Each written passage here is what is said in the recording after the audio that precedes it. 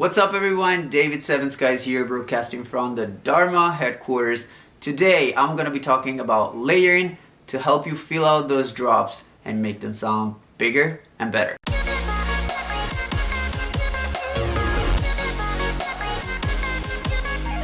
Here is the drop of a song I've been working on lately.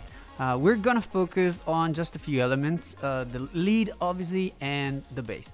But let's start with the lead. Here is the first layer.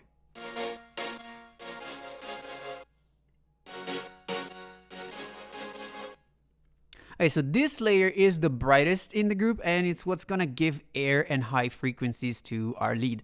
The only problem is that it lacks mid-low frequencies, which is what gives warmth and body to a sound. You can see here I did a little boost in the 1K, but it's definitely not enough and you don't want to boost too much because otherwise you're going to get into distortion and stuff. Also, if you guys are wondering which preset I use, this is from my pack. The Future is a massive pack that you can get on my website, standalone-music.com. Shameless self-promotion right here. But yeah, let's move on to the next layer.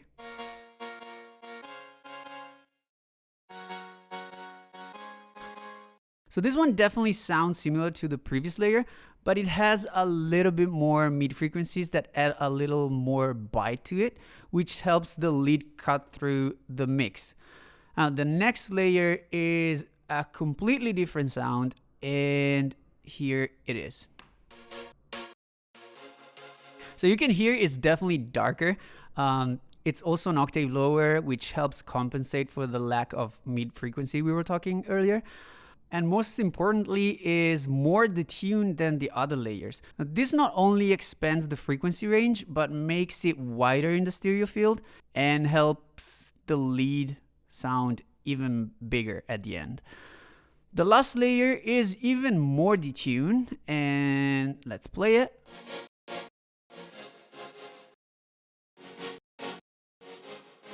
Now this last layer has a more metallic sound to it.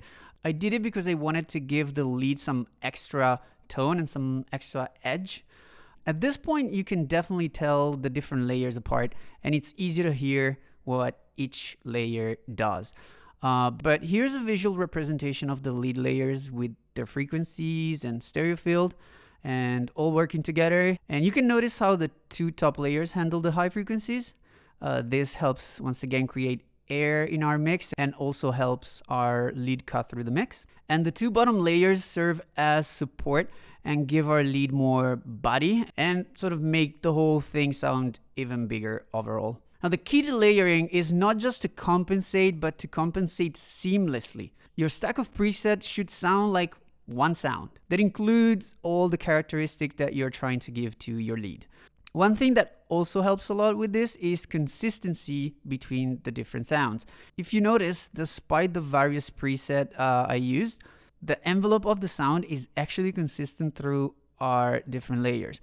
Also, the layers are grouped together, so they go through the same effect chain. Like for example, I have an auto pan that creates that classic Future bass wobbly sound.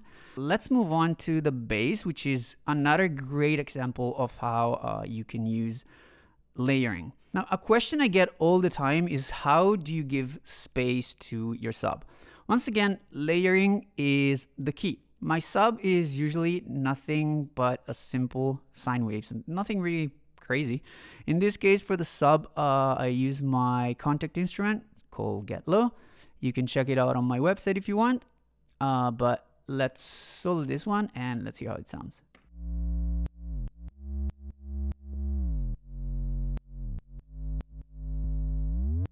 Now you can hear it's just a simple sine wave. There is some saturation, some crazy EQ. I don't even know why I did that. To give it a little bit of high frequency, but it's very subtle. On top of it, however, there is another preset, which is another instance of Get Low, and hear how it sounds. Okay, this preset is definitely more distorted. It has a way wider set of frequencies, a lot of mids and highs as well, and as you can see, there is a low cut here. This is because we don't need the bass frequencies. Our sub is taking care of that. But also this sound is very wide. You can tell by listening to it. And when it comes to bass, you want your sub to be mono. This way the bass is never going to sound out of place or unbalanced in the stereo field, because if the bass is unbalanced in the stereo field, you risk of getting the whole track unbalanced as well. But with a mid bass like this one, you can go as wide as you want. And this is actually beneficial as it gives the listener the impression that the whole bass is actually wide. And once again, this results in a bigger and better overall sound. Okay, so the last bass layer is just the serum preset. And let's play this one as well.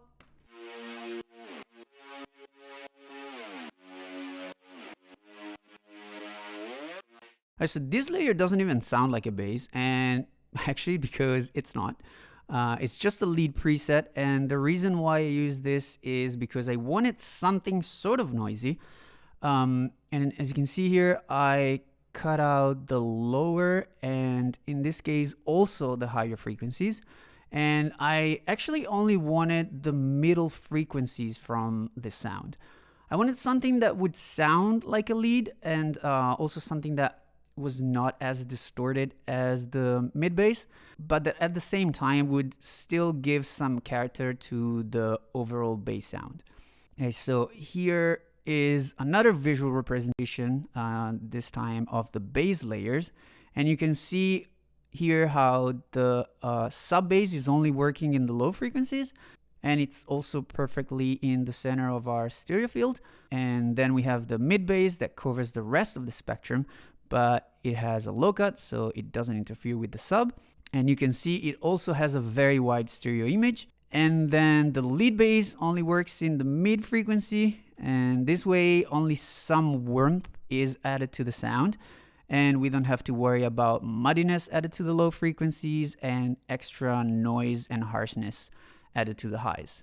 Okay, so this wraps it up, and I hope you enjoyed the video. Thanks to my friend Kashmir and the Dharma team for having me. Don't forget to check out my YouTube, Seven Skies TV, and follow me on Instagram at Seven Skies. And for me, David, Seven Skies, thanks for watching, and bye-bye.